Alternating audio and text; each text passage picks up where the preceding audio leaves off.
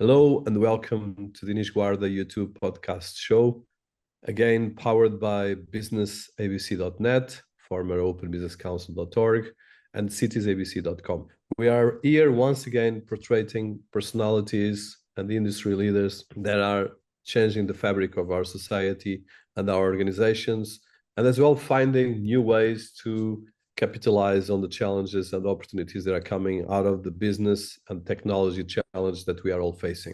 And on this channel, personalities that have different traits, different levels of expertise, but I think all having one thing in common: a sense of entrepreneurship, a sense of drive, and a sense of business making things happening. And that's the case of my special guest today. So I welcome to our series Arminder, and Arminder Purival is a personality that has been working in business and having a very big, broader experience of mentoring and organizing events, and as well being part of multiple different organizations that foster innovation and digital transformation for businesses. So Arminder is an entrepreneur, mentor, and advisor with over 20 years of business experience, and is a graduate from the University of Huddersfield, and currently is the membership advisor of the Federation of Small Business, FSB. And the Federation of Small Business, for people listening to us, is a big organization, member-led, that has not-for-profit and non-party political organization that comprehends big amount of SMEs in the UK, and has been doing fantastic work in terms of access and support business in terms of their legal support, HR, tax investigation, health and safety, and much more. In terms of Arminder, I think his experience leading and mentoring different organizations is unique because it's almost day-to-day looking at the real challenges of small and medium SMEs or medium companies. And I think for people in this podcast, we normally talk about probably the most cutting-edge trends, but we forget the reality. It's one of the things I always say for the likes of IBM or even Google or whoever these companies, Meta, that are pushing the boundaries of technology, but the reality of our business is much more challenging. For instance, I think when it comes to the Arminder, that has been as well an estate planning consultant at On a Legal, firm that offers a full suite of estate planning services. He has the background of business and legal and all the different areas that are quite important to do this. And as well, the firm that Arminder has been a estate planning consultant is a firm with 21 billion pounds of assets protected to date. Arminder was also a business mentor at the West Yorkshire Enterprise Agents Limited, an initiative by the Chamber of Commerce that supports unemployed people, and the Ken Research Ambassador with Cancer Research UK. So I'm particularly excited, and as well, just as some of the different areas of the business realm. For instance, Arminder Purival as well has been showcasing his passion for community development since a long time. And as a business mentor, he's been actually working with providing mentorship and guidance to budding entrepreneurs, contributing to the economic development of a big part of the UK, especially in Wakefield, United Kingdom, and a lot of areas of the center of the UK. As his work in the Cancer Research Ambassador for the Cancer Research UK, Arminder has been actively contributed to the cause of cancer research, aligning his professional expertise with philanthropic efforts. And in terms of the diverse background of Arminder that spans a lot of different areas, especially between advocacy, membership, mentorship, organization of events, speaking, and talking a lot of different areas of business, professional, and interactivity. So welcome to our series, Arminder. It's an honor to have you here, and I'm very excited to talk with you, especially because of the work you're doing with people with small and medium companies and the change that you guys make every day. Thank you, Dinis. That was quite an introduction. Thank you. Oh, my pleasure. I think sometimes we underestimate the work of organizations and people like you. And I think it's really an important thing that I want to bring more to this series because, of course, we are always talking about the end of the world with AI and talking about the blockchain and the fourth industrial revolution. But we forget that, for instance, I will start with this and I want to go, of course, to your personal background.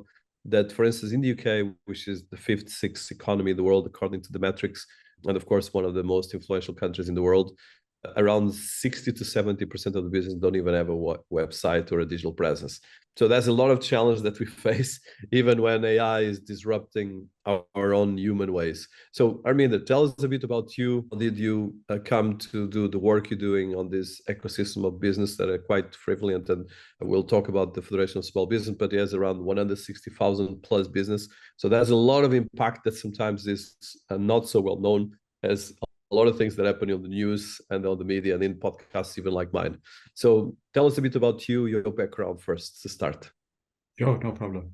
It's interesting, actually. You know, when sometimes you think about the career paths that people take and how we ended up where we are. And sometimes, like myself, as I'll share with you, series of events really in your sort of, you know, stages of life that gear you towards certain sort of career paths. I remember, if I'm honest, back at school, I think I wanted to be an airline pilot. So completely different to where I am today. And if I look back at the sort of moment that kind of probably changed things for me was probably around my sort of schooling days, when so the last sort of couple of years we were a family. My father was an engineer. His background, he was an engineer, and we lived in the Midlands in Stafford.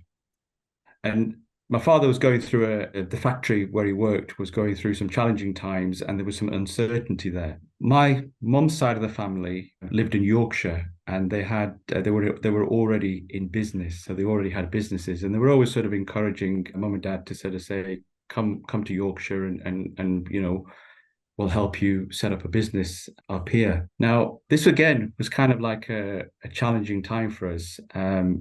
My brother, he'd been diagnosed with leukemia, a childhood cancer, from a very young age, from probably about the age of 2. And I think it was probably around about 6 or 7 when finally my parents decided to take the plunge and buy a business in Yorkshire. Now, at this particular moment in time, I was doing my last year exams at school. And when they moved up, I stayed behind with family in Stafford to finish my exams. When they moved up, my brother took a turn for the worse. He fell ill. He was really, really unwell. And we didn't know at the time how unwell he was, and he was in hospital. So when I was doing my exams, it was a case that I kind of had to make a decision at that point whether to stay in Stafford and just continue with my exams and revision and studying, or whether I was going to go see my brother as I was doing my exams. And the decision was easy. I knew I had to go see my brother and spend some time with him. So I would sit an exam, I would travel all the way up to Leeds. And in them days, you had to change maybe 2-3 times to get to Leeds from the Midlands. Go to hospital, spend some time with him. Next morning, get up, go sit the exam. And I did this for about a week. I did this for about a couple of weeks. Now, unfortunately, my brother, this was sort of like probably June time. And in July, my brother passed away. Sadly, he passed away. So I was kind of glad that I had spent time with him. But when my results came through, probably around about July, August time, I had failed everything.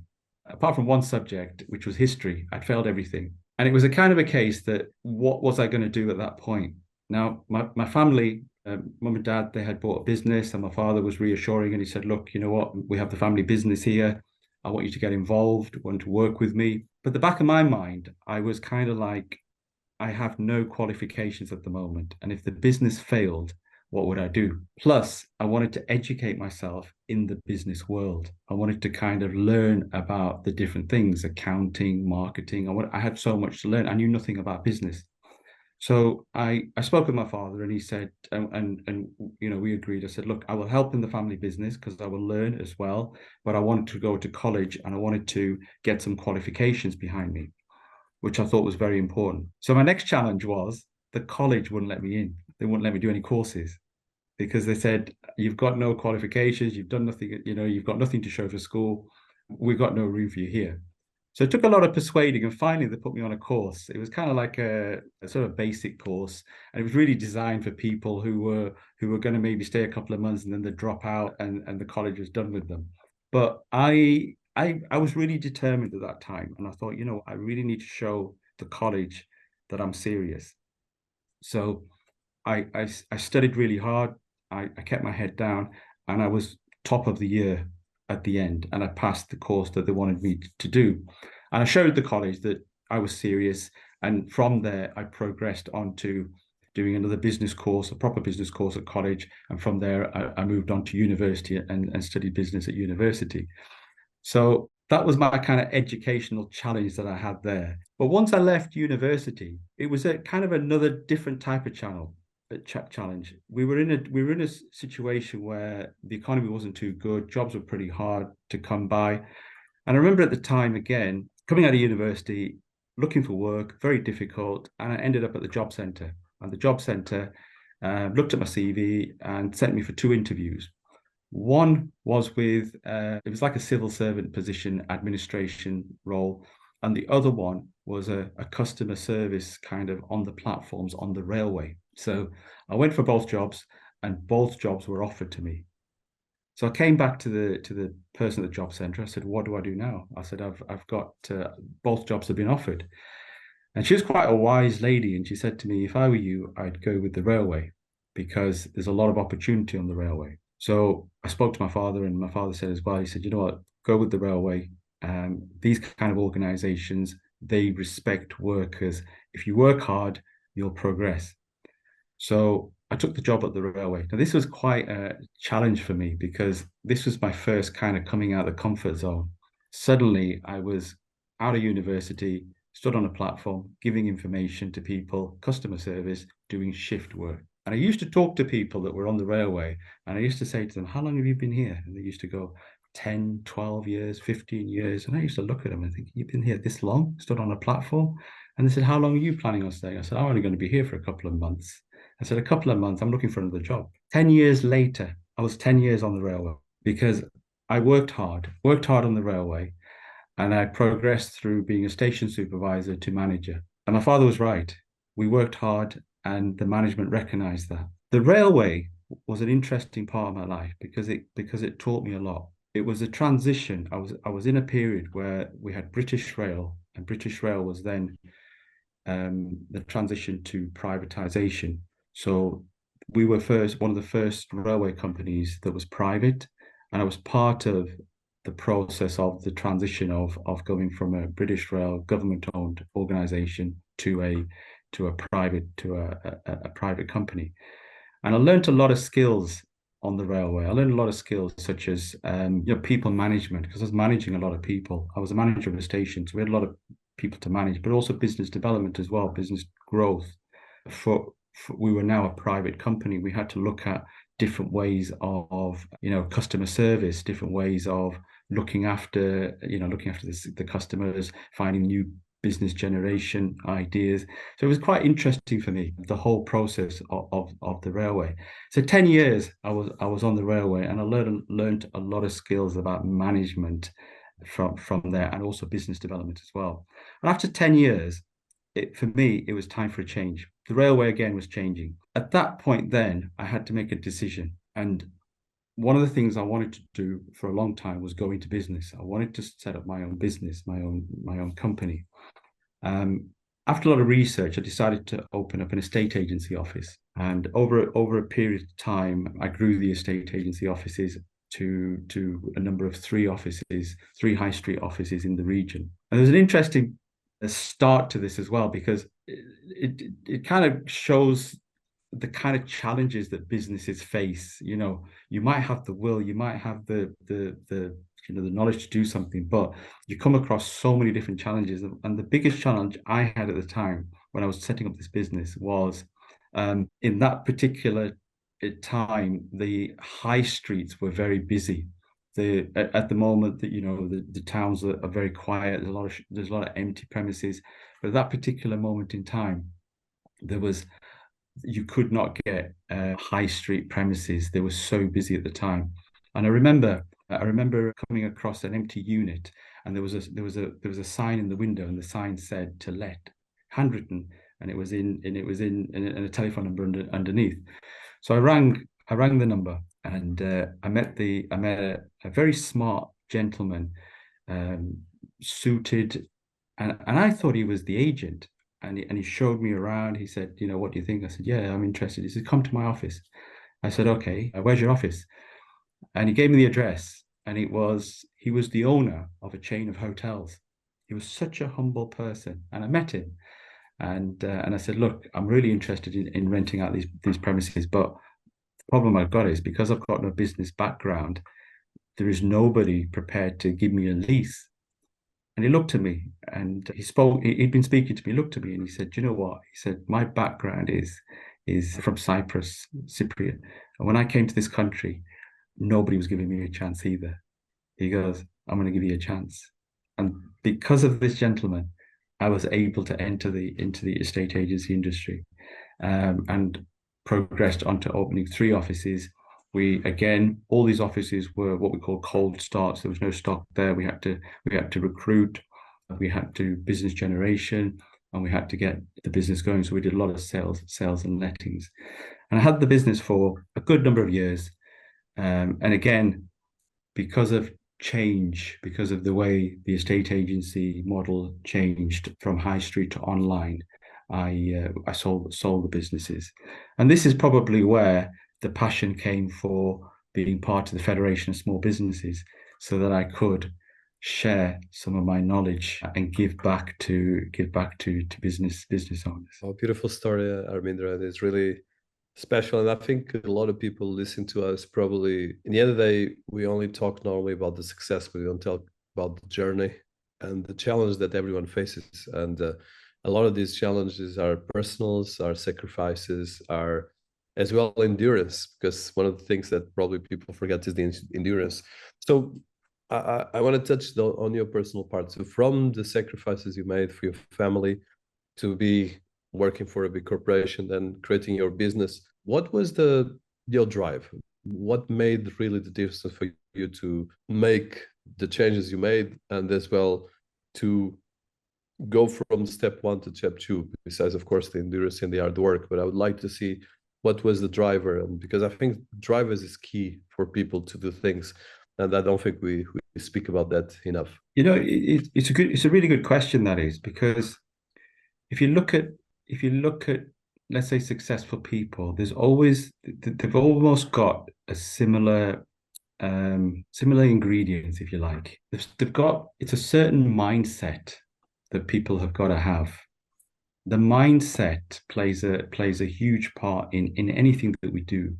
You've got to have a focus. You've got to have an aim, and this has probably been the drive, and it's always been the drive to succeed. We come across a lot of challenges on a day-to-day basis, and it's always so important to kind of look at everything as a lesson. So the drive, the transition period, the drive really, it's almost like a challenge. Look at it, I see sometimes things as a challenge. So the railway was a great challenge for me to progress to the level that I was at, from somebody on the platform. And I also wanted to make my parents proud as well, because they had come from hardworking backgrounds. They'd come from normal jobs.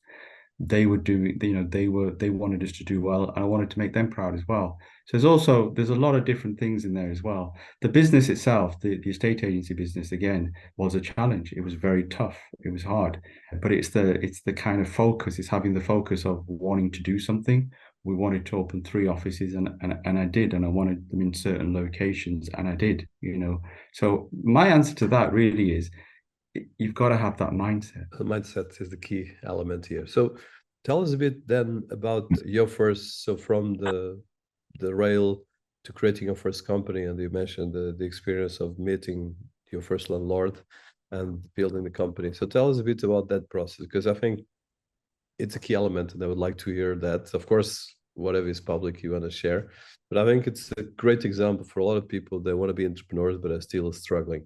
And that is a key element to these details of especially someone as inspirational as you are. But yeah, you got to have a business plan to start with.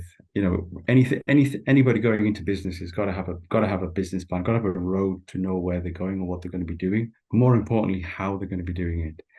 And and on that journey, there's always lessons. There's always going to be lessons that you learn, and I've often, I believe that if you put your mind to something, you can achieve anything. Sometimes we're in sort of career paths where we're in certain careers that we don't want to be in, and people are always going like, "I'd love to do this. I'd love to do this."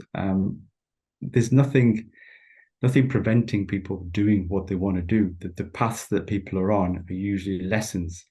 From that lesson, you learn your lesson, you move on into business. Going into business is not easy because you're leaving the comfort of a very comfortable, maybe salary with all your benefits and everything. So when you suddenly go into business, it's a different world. It's a different world. You have to be strong to take on the challenges of business. And again, income is always up and down.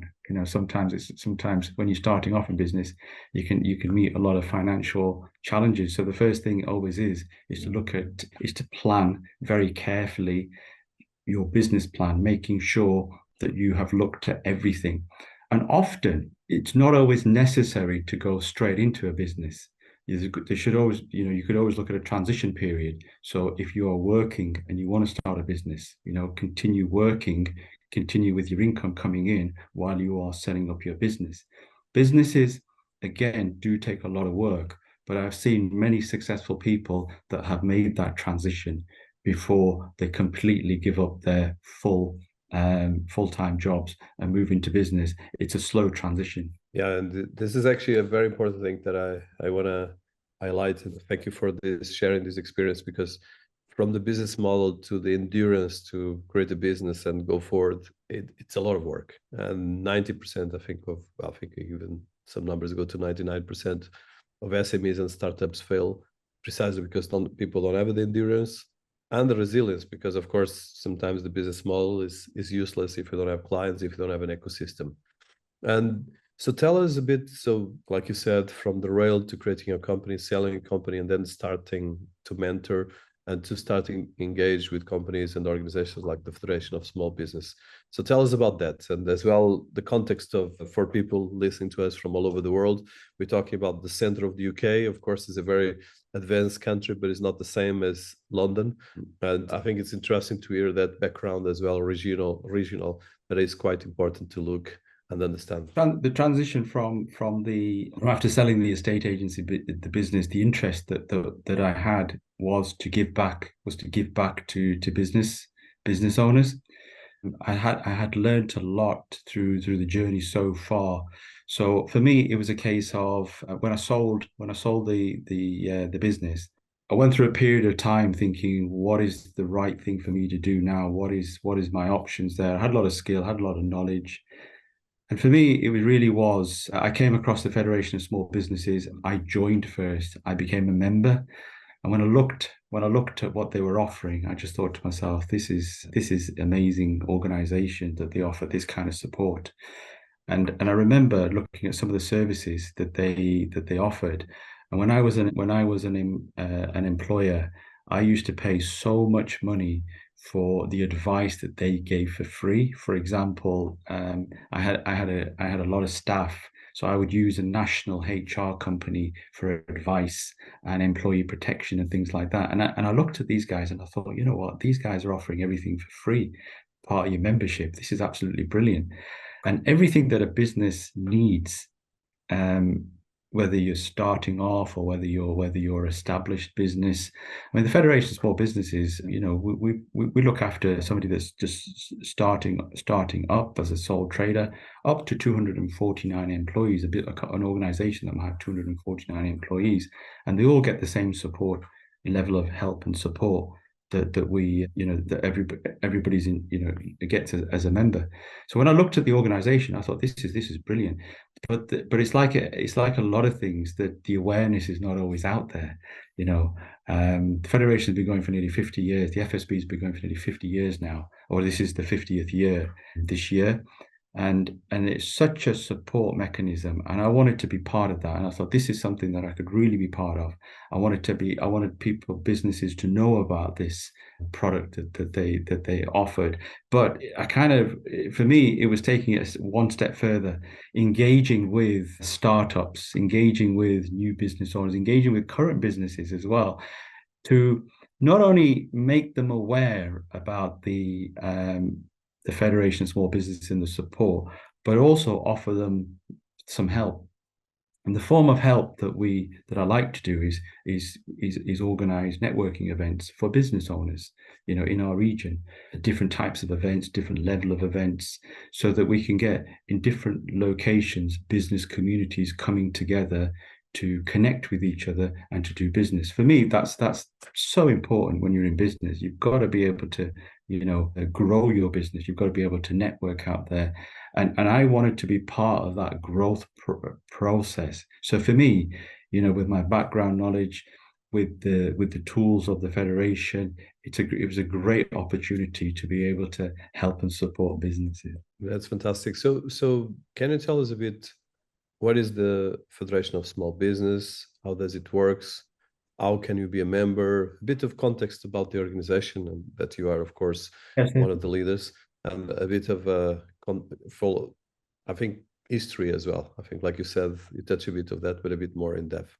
Yeah, the Federation of Small Businesses was created 50 years ago now, and it was set up in Blackpool, and it's a non-profit organization which was designed to help support business owners. It's nationwide. It's an organization which is nationwide, and currently it has over 160,000 members. So it's a large organization. It's non-profit, and it's funded through membership. So basically, you become a member and you get all the benefits that the federation have. The memberships start from so low, start from as little as £195 to join the Federation of Small Businesses. And a member can access things like legal helpline. So these are all key for business owners. The way I try and explain it is that if you imagine big corporate companies, they usually have in their office blocks, they usually have a HR department, a legal team, an accountancy team. They might have some PR people. But the general sort of business owner isn't fortunate to have such a large building block with all those departments in there. And this is where the Federation help, because we give all those support services to our members. So the member can contact a legal team 24/7 and get legal advice on anything that they may need. They can access tax advice. We also give them tax and VAT investigation protection, so that if the Inland Revenue would investigating accounts and things, our teams will liaise with the Inland Revenue and the accountant to make sure everything's sorted. We also give PR advice as well. So in the world that we live in today, social media, things can go wrong. A lot of businesses are on, Facebook. They invite Trustpilot reviews, Google, and if suddenly something goes wrong there's an advice line of how to respond, how to kind of deal with these kind of things there. HR, if there's an organization that's employing people, they can seek HR advice and get guidance of how to deal with certain situations. We also give employee protection as well, so that should things go wrong and our guidance has been followed and they get to a tribunal and they lose, the Federation will pay out. We'll do the payout there as well. Health and safety advice. Members can seek health and safety advice. We offer free business banking, insurance reviews, funding. There's a funding platform there, so if the business needs to grow, they can have a chat with the funding team. Debt recovery. If your business is one that is invoicing and the client doesn't pay, you've got a debt recovery helpline there. So there's all these sort of things that businesses can need daily, or they might need every so often, but the support is there. It's definitely there. And the other side of it is that there's a few sides to it. The other side of it is that we offer, our members can access up to 750 self-development courses for themselves, for the business, for the teams. So you can imagine 750, there's a course on basically everything to do with business, many particular types of industry. There's compliance courses there, food and hygiene, other sort of data protection, money laundering courses that people can do online, sit a test, pull off certificates, and show that they're compliant in these things. The network, because it's nationwide, members can access online networking across the country. They can attend business forums across the country, meet different business owners in different locations, but also in different regions. There are what we call face-to-face networking events. Again, the objective is to get businesses working. I look after most of the West Yorkshire region, and in this region, again, I like to bring in business partners. I find certain organizations, if we invite them to network with us, our members can network and meet other organizations, business clients. So I go across the different sort of cities across the region and try and get the business community working together. Again, trying to help there. But there's other sides to the Federation of Small Businesses. We do a lot of lobbying as well. So on behalf of our members, if there's certain areas that particularly need support, we have people in place that will sort of go out there, lobby, talk to MPs, talk to local councils, and help and support businesses. So generally, whatever kind of support is required for the business community, we're here to help. Fantastic, and congratulations for the work. So one note I have to ask, and I want to ask a couple more questions about the Federation of Small Business, but let's come back to the challenge that you've been facing. So dealing, like you mentioned, the Federation of Small Business, and you put the links for people that don't know so much about it. It's quite a big organization. One of 60,000 companies is quite a big. For instance, the UK is around 5 million SMEs. So this is actually quite considerable number. But for me to understand, so from your experience dealing with mentorship, organizing events, what were the biggest challenge you found when it comes to dealing with SMEs? Let's say, the three biggest challenges. Let's look at the number, because probably one is too broad. Good question. I think there's so many. Trying to, and it's kind of almost sometimes each industry will have a different type of challenge. So each sector will have, every business is completely different. The challenges that if I was going to say the universal challenge, I'd probably bring in growth. I think at the moment, and there is a lot of challenges with business growth. So this is why, again, we're trying to help businesses with that kind of sector. Growth is probably one. Certain industries have still been struggling with employment and recruitment. That's been probably another kind of influence. And again, depending on the nature of the business, some organizations are perhaps had some challenges with the European legislations, the new European legislation, since we've sort of come out from Europe. So there's different, I said different sort of sectors had different challenges. Thank you. And of course, I have to ask in a channel about business and technology. So when it comes to technology, so you deal with a lot of different companies, small, medium, and probably a lot of big as well. How do you see the perception of use of technology, first of all, at large? I find it very exciting, if I'm honest, and I love to see the new business ventures that are coming out. AI is very exciting, and I see a lot of companies being formed at the moment that are going into AI. All very new for me, all very exciting for me. How they're going to be using it and bringing it into the business world is probably too early to say yet. The results of how they're doing, but I do like the innovation of certain sectors and businesses that are coming in. There's a lot more business forums being set up now, business groups being set up now around technology. So, in the cities that we have here, there's a lot of exhibitions coming up. There's a lot of kind of seminars that come to promote technology and AI as well. So yeah, so I think it's definitely an exciting time, because there are a lot of businesses that are one, developing AI technology, but at the same time there are businesses that are trying to embrace it as well. So the transition period is still ongoing. And I appreciate that, because you are a fantastic beacon of hope. But from talking with SMEs and dealing with SMEs, let's say if I would look at from your experience I don't know if you did any survey, on the 160,000 companies or whatever top level, of course, I'm sure you don't have the data, but what would be the degree of digital transformation you see on the SMEs? I think I would say, let's say 50%, 70%, 80%, or less than 50% transformation. It's a good question, and I'm gonna be honest, and I'm gonna say I don't know.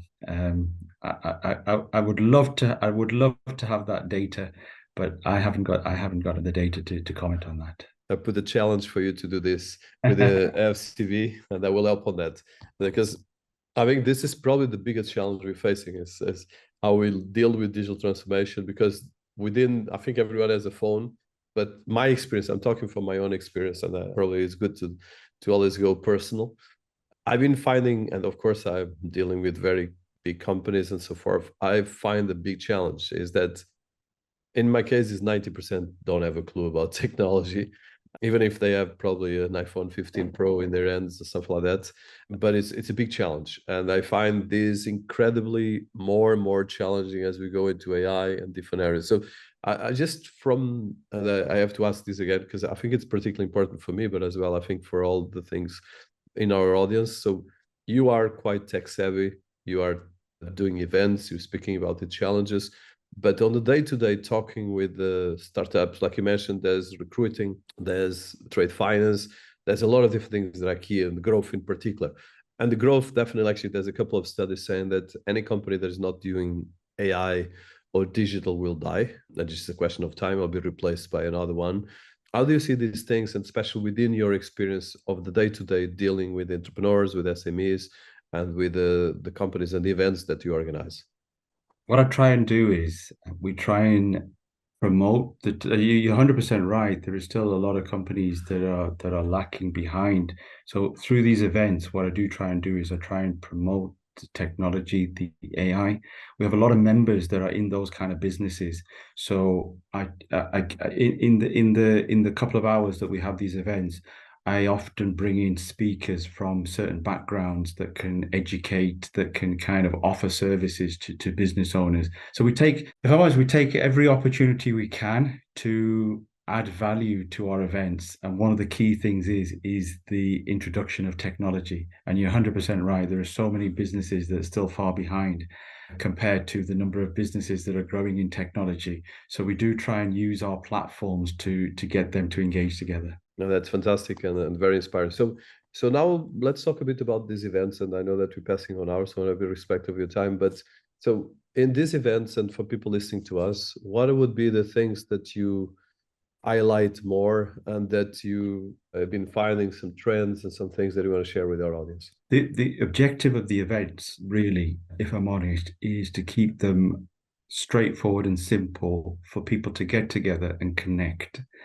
If you attend networking events, there are all sorts of different networking events, and there's some very good events out there. But what I sometimes find is that when you go to events, sometimes it can be overshadowed by lengthy speakers. Sometimes it can be overshadowed by, too many formalities. So what I try and do is I want people, when people come to the events, they're giving up valuable time from their business to come. And I want them to sort of come and make the most of the couple of hours that they're going to be there. And for me, it's important that they engage with as many different people as possible. They get the contacts that they need to help them grow. So the events are more of introductions into people. The work really is after the events, when they then have separate meetings, they get to know the different types of businesses.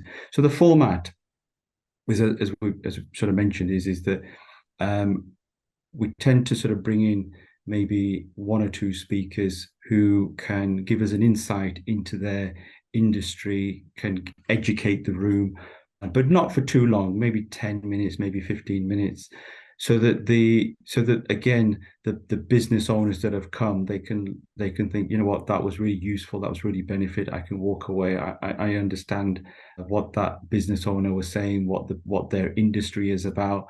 And it also helps helps us promote that business as well within the networking room. But the rest of the format really is to introduce people I know a lot of our members, I know their businesses. So if I see two types of members that are there that I think will be good for working together, I'll always give them some introductions. And this is the beauty about events and the beauty about this. And I appreciate the fantastic initiatives that you have. So from your work, let's touch right now your work as a mentor. And it's something that I admire as mentors and people that put their energy helping other people and other companies.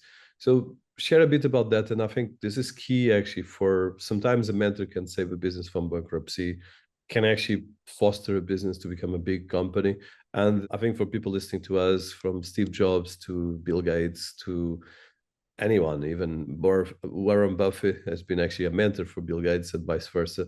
So at the end of the day, everyone needs a mentor in one way or the other. It might be a partner, it might be a friend, it might be someone, but I know that you are doing it for a long time, and that's something that I really admire in there. So tell us that work and probably one experience of that you actually probably, of course, want to share about that work as a mentor, but as well, oh, this is so important for business and as well for you.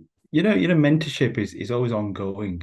I've kind of done it in different ways. And one of the mentorship programs that I worked on with the Chamber of Commerce a while ago.